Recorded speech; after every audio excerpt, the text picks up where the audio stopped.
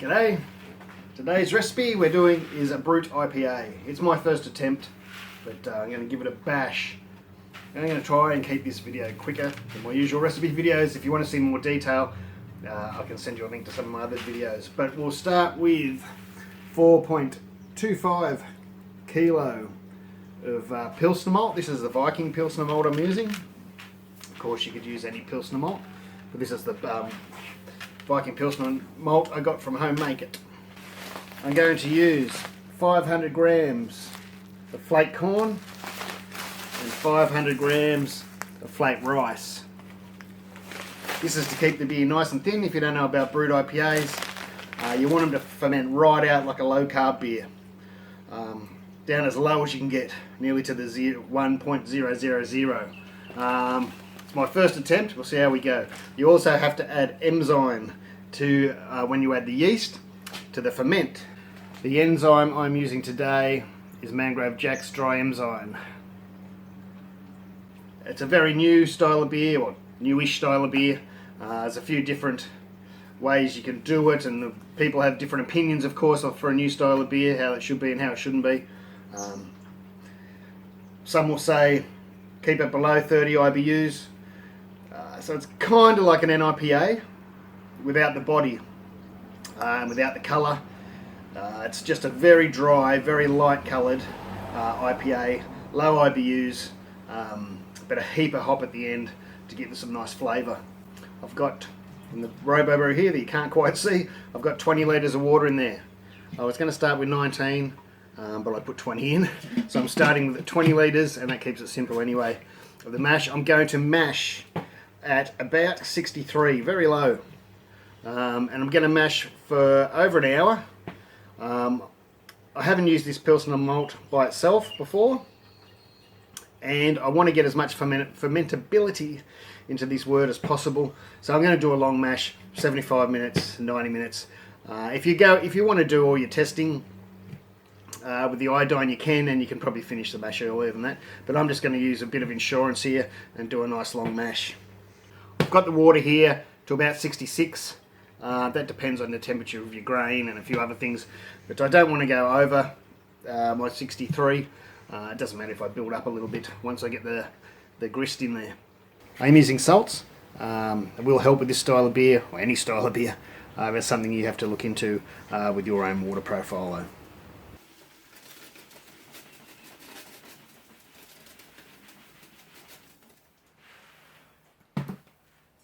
Look, we're only about 10 minutes in. Just checking the temperature.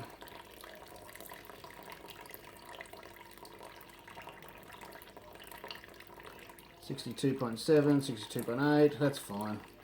It's the end of the 90-minute mash. I did bump it up to 64 for the last 15 minutes. Not that I think that would make any difference, because I think it would be well and truly done. We've got a nice flow. We haven't backed up much. We're nice and clear, so I'm just going to mash out now. I'll bump it up to 76. I'll give it like about 5 minutes for ramp time, and then 10 minutes mash out. So another 15 minutes. You could stir it now if you're worried about your flow.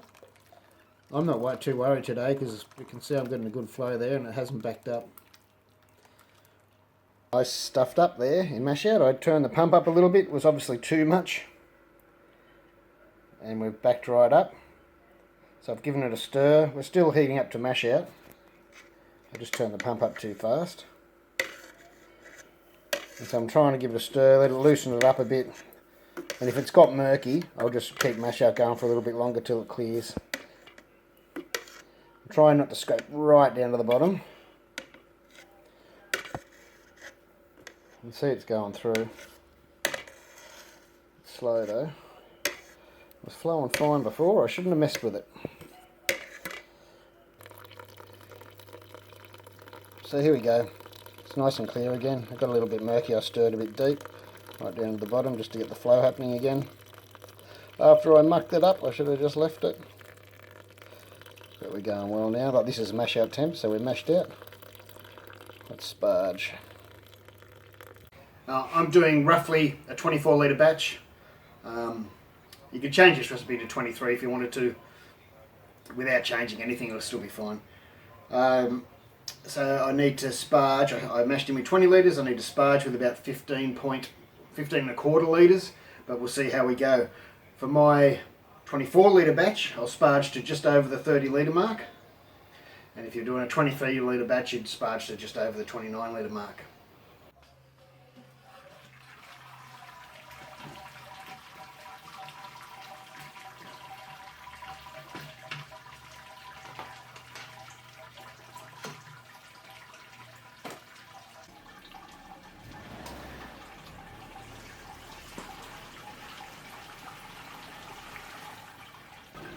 We're flowing pretty well. I didn't use any rice hulls, but I did wet condition the Pilsner Malt.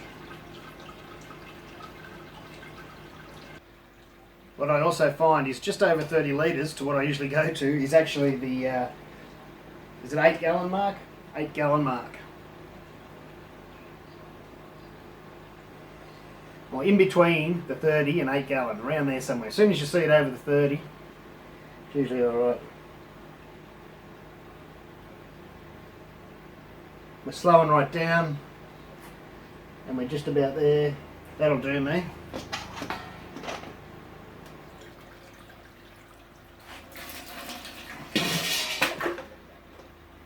That's where I went to. This will get me my 24 litres out, which is handy when you're doing a 23 litre cube, or I want to try to get as much as I can into the fermentosaurus to make up for that bottle at the bottom.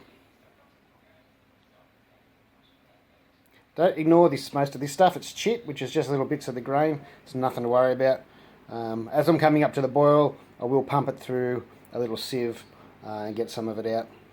But that is nothing to worry about. I've got a bit more than usual because I mucked around and I stuffed it up by turning the pump up too much instead of just leaving it like I usually do. And I scraped the bottom of the mash pipe. It's still nothing to worry about. But see, what I can do is, as I'm coming up to the boil, I pump through the sieve. Keep an eye on it, don't walk away, things like this, because if that sieve blocks, and things can go everywhere, then we should be fine. And you can see a little bit more of it this time because the wort's so clear.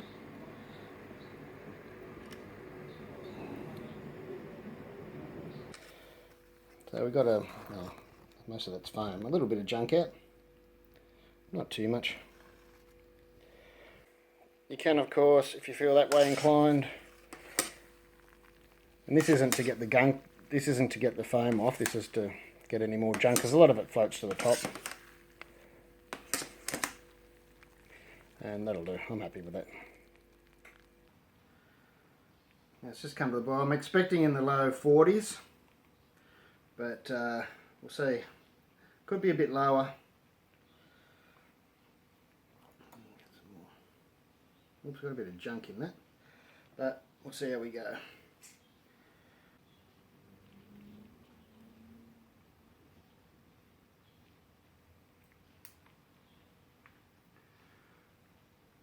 Oh, we've got 46.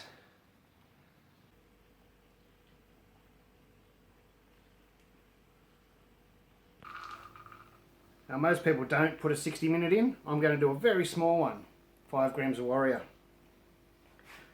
Just to back this up a little bit. I'm using a hot bag. I'll whack them in. I might put a weight in that.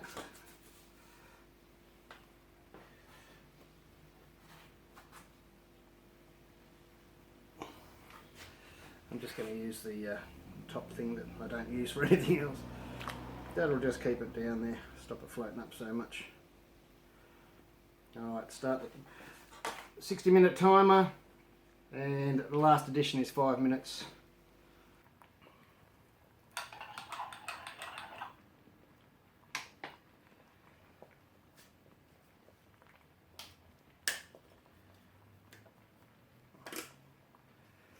Ten minutes to go. I'm just going to add some Worthlock and PVP. Oops, spilling stuff. 5 minutes to go. I'm going to add the rest of my hops. 40 grams of Mandarina Bavaria and 15 grams of Citra and 15 grams of Galaxy. This isn't normally the bag I use, it's a big grain bag, but it's all I've got on hand at the moment. I just want to keep them out. That can go in. Make sure they get mixed up well. Oops, don't let the edge down.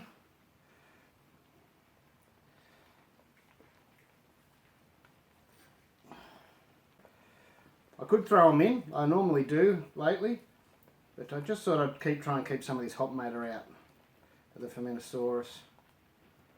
Oh, it smells good. 5 minutes, I'm going to chill this straight down. Alright, that's it. I'm going to start the pump up and get this chilling, turn the elements off. And I'm going to get chilled straight back into the Robobrew at first. Try and drop this down quickly, and then once this is chilled a bit, I'll transfer this over to my Fermentosaurus. Coming out of there at about 33 at the moment. Shouldn't take long to cool this down. The wort's down to 70. My groundwater is hot again today, as you can tell. Slow it down a bit more before I whack it in the Fermentosaurus, so I know I'm going to go in about, at least in the 20s.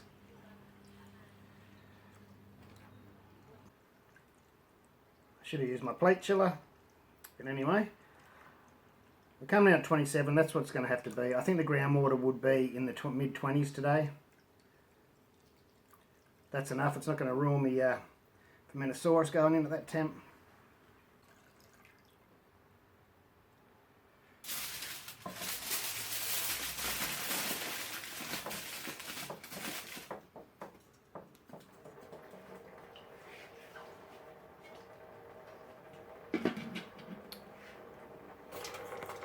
And there we go, we're going into the Fermentosaurus. Quite slow. It's hard with the hot groundwater.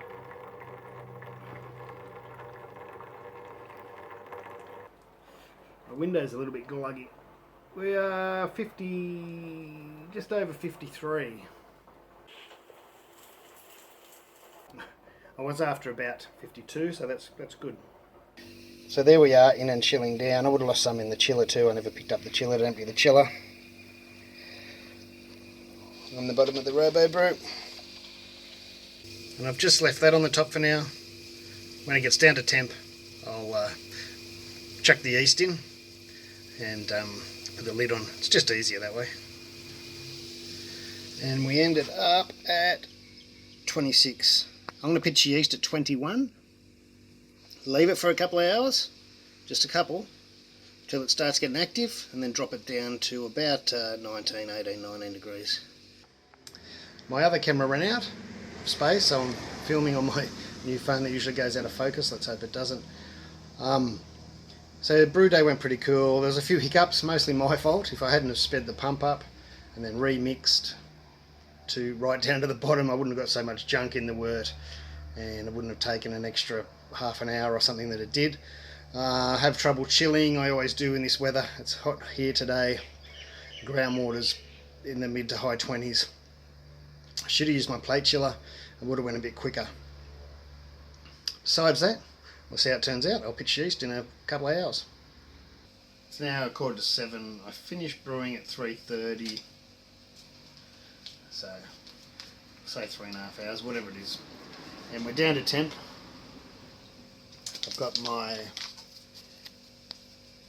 dry enzyme Nottingham yeast. I was going to use a yeast slurry, but I just didn't quite like the look of it. Even though it was fresh from the bottom of the fermenter, there was a bit more junk in the fermenter than I expected. So I'm just going to throw in a fresh packet of yeast. Hope this camera stays in focus. It's not the one I usually use. There, I've got the lid here in a bucket of Star Sand ready to go on. Nothing else to do except put it in.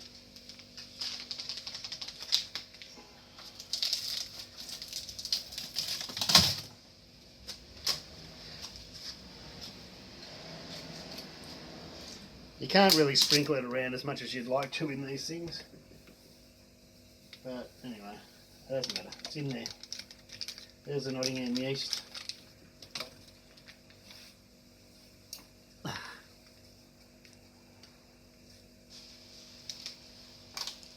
Here's the enzyme. Let's hope it does its trick, eh? I haven't used it before. Unfortunately, it's gone on top of the yeast, but we'll see what happens. And I'll sit down. Now it is 7. I'll come out and check it as the night goes on. And before I go to bed, I'll definitely drop it down lower than the 21 it's sitting at now. The 21 will just really get it going. And if you actually go and read a lot of the yeast things, I don't think Nottingham says it, I'm not sure. I know USO5 says it, pitch over 21 if you're pitching dry. And just from the last brew I used Nottingham, the pitching at 21 really helped. It took off in a couple of hours.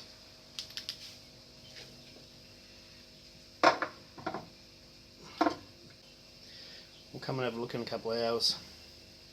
It's amazing how dark it looks. This is one of the lightest beers I've ever brewed. All Pilsner Malt, corn and rice, as you saw. And look at it. That'll change. You can see down there how light it is down there. Whoa! It's now about 4 hours later and you can see there's some action. So I'm going to turn the temperature down from my 21 down to probably, I went 19 on the beer I brewed last week, and I had some nice fruity esters that I didn't mind, suited my pale ale, but I might just go a little bit lower, probably go about 18.5 I think.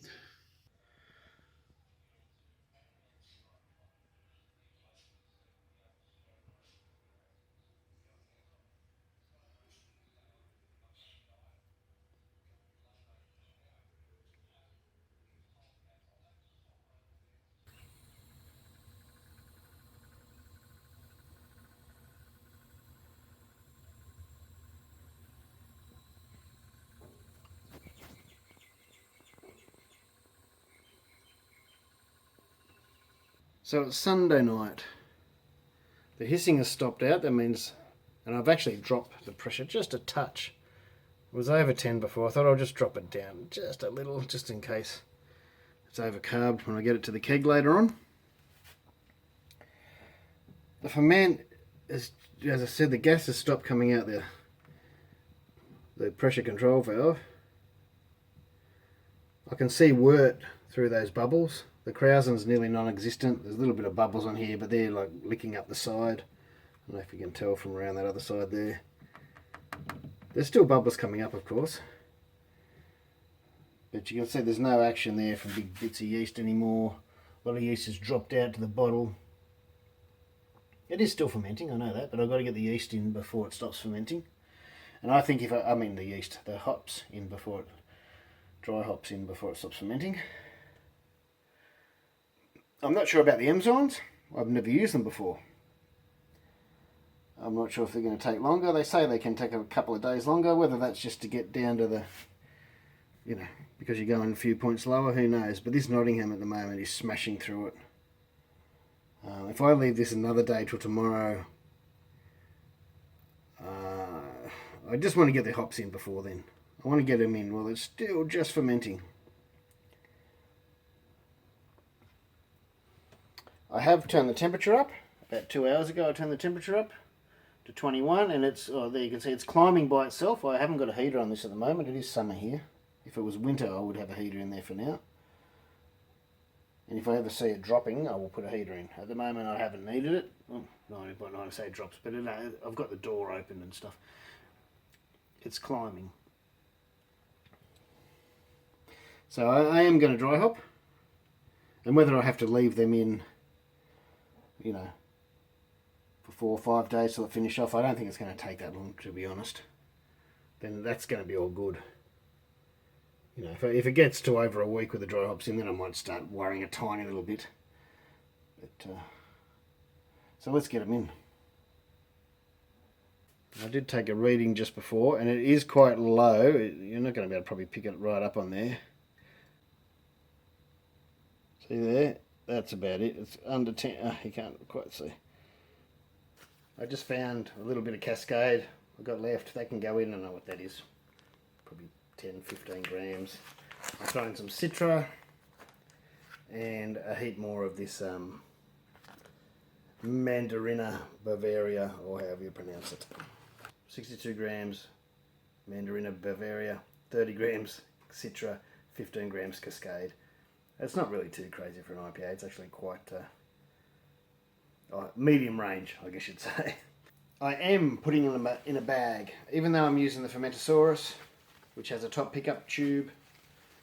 I just want them. I've never tried using a bag in the Fermentosaurus, so I've got a couple of stainless steel bits to help it sink, a nut and a joiner thing piece. The hops, I'll tie a knot in it. Hopefully my hands aren't too grubby. Anyway, the dry hops are in. We'll have a look tomorrow morning, or maybe before I go to bed tonight, and we'll see how it's going. It's about to go to bed. I don't know, it's probably an hour after I dry hopped, hour and a half. Never seen that before. It's like the bag's blocked up. There's very big holes in that bag, and it's floating. Even with the two stainless steel, the stainless steel nut and the other stainless steel thing that's in the bag. Oh, see how it goes, eh?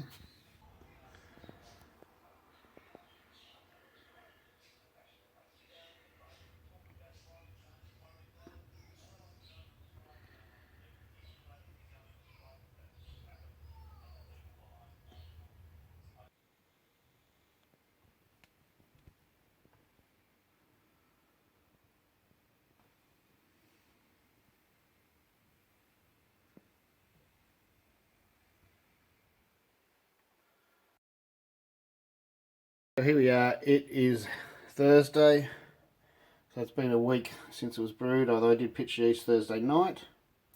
It is done, it's not moving, it's clearing. I'm just going to cold crush it now. There's nothing much has changed at all for the last 2 days. Readings haven't changed, nothing's changed. So I'm going to cold crush it. It's about it's a bit hard to read on my hydrometer.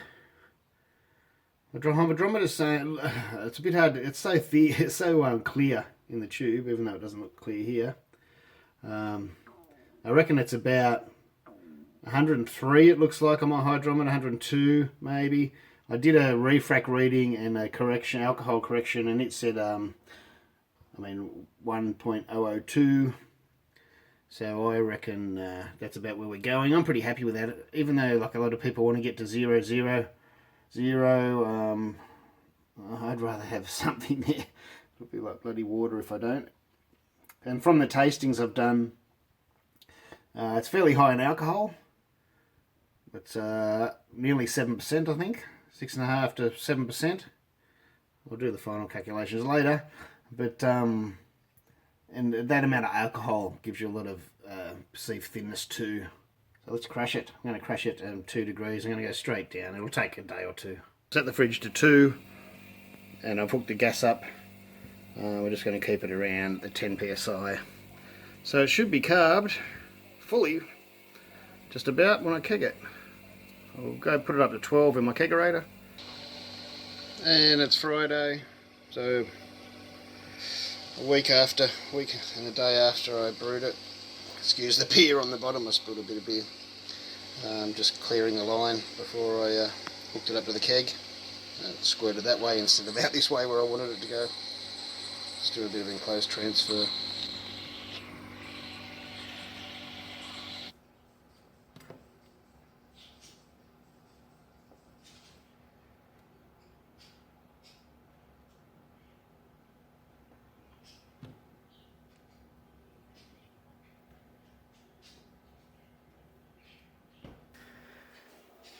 G'day, super quick review of the BRUT IPA. It doesn't look quite as clear as it does on camera. It's a little bit cloudy, and it looks darker on camera too for some reason. I'm not sure. I got the light behind it or something. But cheers. Quick review now because I think it's going to run out over the weekend. It's very nice. the Mandarina Bavaria, is that how you pronounce it? Gives a very interesting aroma. It's not as strong as you'd think it would be when you use a lot of it. I used a fair bit in this, but it's coming through nice. And I think it suits the style really well. I think the only changes I'd probably make for next time is I might add a little bit more enzyme for the size batch I was doing. I might lower the alcohol a bit. That was my fault, and I sort of trusted Beersmith and I didn't check it. I put in the enzymes into Beersmith and it didn't account for the enzymes dropping it down to the 0.1.002 that it went. So I could have went a little bit lower, but so I didn't account for that, and that's why it ended up at 6.7%. But saying that, that adds to the dryness, even though it didn't get down below that 1.002. But it's still very dry. So the alcohol helps that. It's nice and carbonated, if you can see it through the condensation. When I finished, if I turn around this way, hang on, with the light behind it, you might see that it is actually very light coloured and quite clear, and you can see the bubbles and you can see out the door there. For some reason this other way, the camera's not picking it up as well. But besides that, it's a good beer. I've had a few mates try it and they've really liked it. Tim Huntsman came over, he had one. Check out his channel. Tim Huntsman, or Huntsman Brewing. And he really liked the aroma. But yeah, give it a go. It's not bad. Look, to be brutally honest, I didn't think I would enjoy it much. I've had a few commercial ones and they've been a bit lackluster. Like they haven't made me go out and buy it again. Now you can see it's clear. But now I've brewed it and I've had it on the keg here. It's very dangerous at 6.7, so I've been trying to go easy on it. You have a quiet beer of a night. If you have a big one, you soon want another one, and you have 2 or 3 and you know you've had a few and you stop caring that it's a school night. You know what I mean?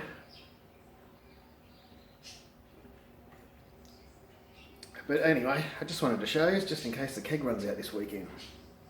If not, I might do another review later. Give it a go. It's very nice. I also want to add that I'm not sure how that dry hop went. When you saw my bag floated, it blew up with air under pressure in the fermentosaurus. So it's the first time I've used a bag in the fermentosaurus, and it didn't go that well. And although it's got an aroma, and a nice aroma, I think it probably could have a touch more. It's pretty good as it is. So I might ditch the bag next time for it. Still wouldn't, it's not my favourite type of IPA.